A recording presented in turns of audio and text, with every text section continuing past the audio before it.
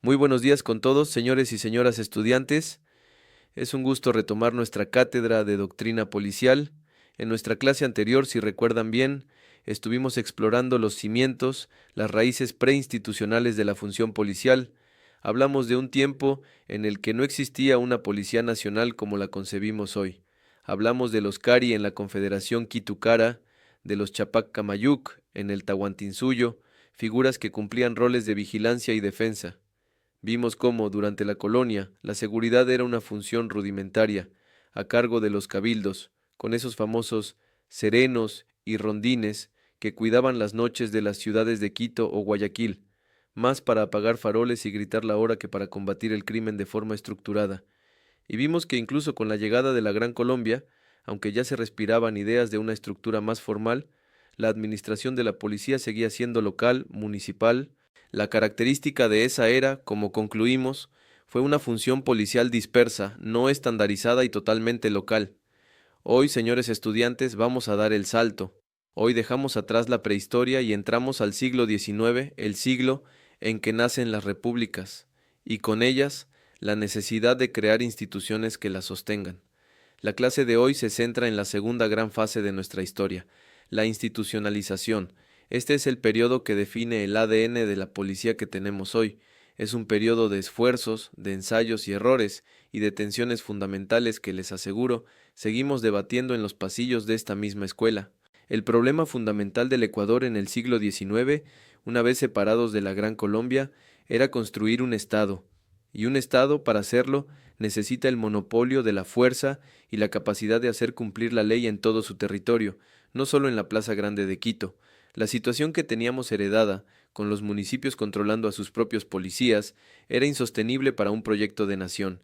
Piénsenlo en términos actuales. Imaginen que el alcalde de Guayaquil, el de Cuenca y el de Quito tuvieran cada uno su propia policía independiente con sus propias reglas, uniformes y mandos.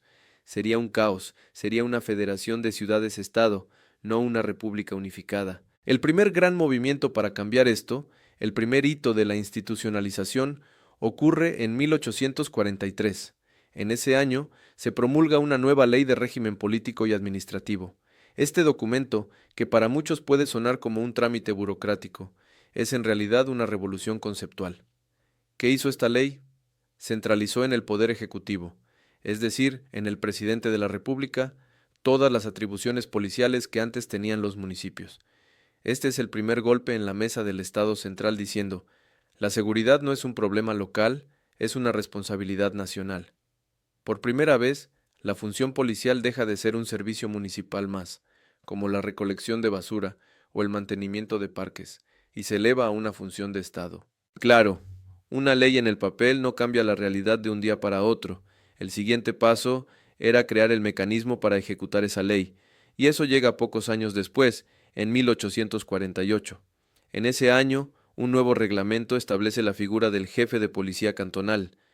Aquí está la clave. Este jefe de policía no era elegido por el cabildo, no era empleado del alcalde, era nombrado directamente por el Poder Ejecutivo. Esto es fundamental. Este jefe de policía se convierte en una entidad casi independiente de los municipios. Su lealtad ya no es local, su lealtad es al gobierno central. Esto, como se imaginarán, creó enormes tensiones políticas entre el poder local y el poder nacional. Es una tensión que, si me lo preguntan, sigue viva en el Ecuador de hoy. Cada vez que escuchamos a un alcalde pedir más control sobre la policía en su territorio, o cuando debatimos quién debe liderar los consejos de seguridad cantonales, estamos en esencia reviviendo el debate que se inició formalmente en 1848. Con estos dos pasos, la ley de 1843 y el reglamento de 1848, se estaba preparando el terreno. Teníamos la idea de una policía centralizada y teníamos la estructura de mando, los jefes de policía. Pero todavía nos faltaba lo más importante, el cuerpo. Todavía no existía un cuerpo de policía como tal, separado de las administraciones locales, y ese es el hito que celebramos como nuestro nacimiento institucional. Llegamos así al 14 de julio de 1884. Marquen esta fecha en su memoria no para el examen, sino para su vida profesional. En esta fecha, mediante decreto, se crea la Policía de Orden y Seguridad. Este es el momento fundacional. Este no es un reglamento más. Esta es la creación de un cuerpo policial con un mandato nacional, orgánicamente separado de los municipios y del ejército. Por primera vez, se habla de un cuerpo con la misión específica de garantizar el orden público y la seguridad de las personas a nivel de la República. Este es nuestro verdadero punto de partida. Es el momento en que dejamos de ser un conjunto de serenos y rondines con mando disperso y nos convertimos en una institución. Sin embargo, aquí es donde la historia de nuestra doctrina se vuelve compleja. Apenas habíamos nacido, apenas habíamos dado nuestro primer respiro como una institución civil, y un año después, en 1885, se toma una decisión que marcará nuestra identidad, nuestras crisis y nuestras glorias por más de un siglo. En 1885 se decide que esta nueva policía de orden y seguridad sea organizada militarmente. Quiero que nos detengamos aquí un momento y analicemos esto. ¿Por qué hicieron esto? ¿Por qué tomar un cuerpo que por definición debe ser civil, pues trata con ciudadanos no con enemigos, y darle una estructura militar? Debemos entender el contexto. El siglo XIX era la era de los ejércitos. Las repúblicas se habían forjado con ejércitos. La forma más eficiente y conocida de organizar a un grupo de hombres armados, de imponer disciplina, jerarquía y obediencia, era el modelo militar. Era en ese momento la única plantilla que conocían. El problema es que, al hacerlo, sembraron una dicotomía, una tensión, una ambigüedad persistente que, como les dije en la primera clase, es el eje narrativo de nuestra historia. Se crea una institución con un propósito civil, proteger al ciudadano, garantizar el orden en la ciudad, pero con una estructura y una cultura militar, vertical, rígida, reactiva, diseñada para la obediencia y no para el diálogo. Esta decisión de 1885 es, en mi opinión, el pecado original de la policía latinoamericana, y la ecuatoriana no es la excepción. ¿Cuáles son las consecuencias prácticas de esto? Las vemos hasta hoy. La estructura de rangos, el lenguaje que usamos, combate a la delincuencia, guerra contra las drogas, enemigo interno, la formación rígida, la dificultad histórica para adaptarnos a un modelo de policía comunitaria que requiere proactividad, diálogo y empatía, habilidades que no son tradicionalmente militares. Toda la lucha del siglo XX y del siglo XXI, toda la reforma policial que ustedes están viviendo y que se consolidó en la Constitución de 2008, ha sido un esfuerzo largo y doloroso por desandar ese camino. Ha sido un esfuerzo por desenredar ese nudo de 1885 y anclarnos, de una vez por todas, en el carácter civil que nuestra doctrina actual proclama y que nuestra Constitución nos exige. Cuando usted, como futuro policía, esté en la calle y tenga que decidir entre actuar como un socio de la comunidad o como una fuerza de ocupación, usted estará debatiendo, en su cabeza, la tensión que nació en 1885. El siglo XIX, sin embargo, nos dejó una última semilla de modernidad. Ya teníamos un cuerpo nacional, 1884, y una estructura militar, 1885.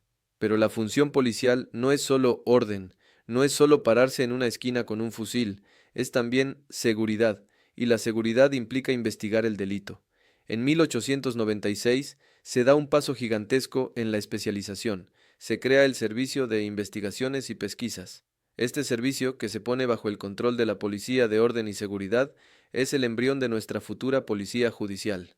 Pensemos en lo que esto significa. La institución empieza a entender que no todos los policías pueden hacer lo mismo.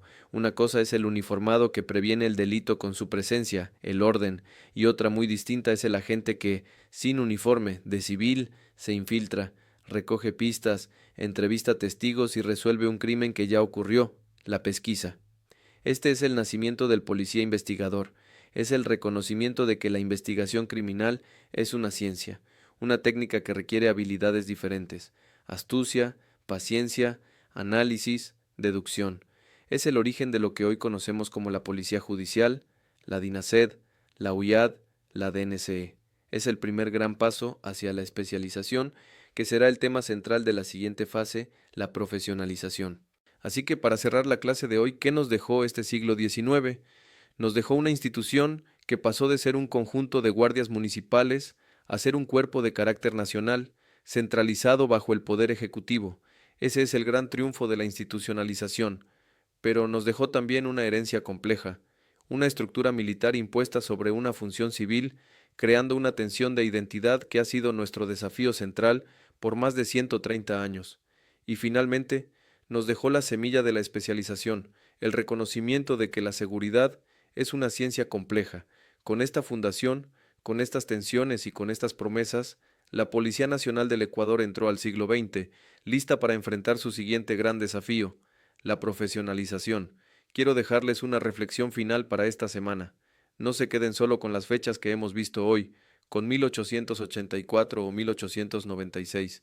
Quiero que piensen, que visualicen al policía de 1900.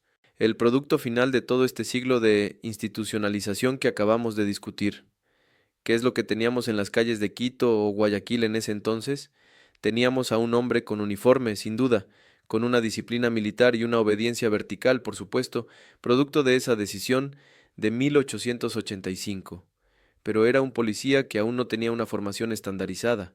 Era un hombre al que se le exigía disciplina, pero al que todavía no se le daban los conocimientos técnicos para enfrentar el delito de una forma científica. Teníamos por otro lado a ese nuevo agente de pesquisas al que se le pedía ser un detective que resolviera crímenes, pero que no tenía un laboratorio de criminalística, que no sabía de dactiloscopia, que no tenía una ciencia forense que lo respaldara.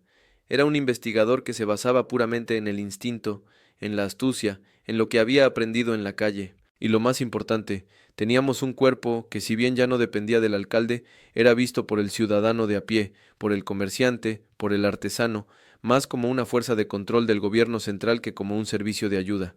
Es un policía que ya no es un sereno, pero que todavía no es un profesional. Es un policía que vive en una profunda crisis de identidad, que se debate todos los días entre el fusil del soldado y la libreta del investigador.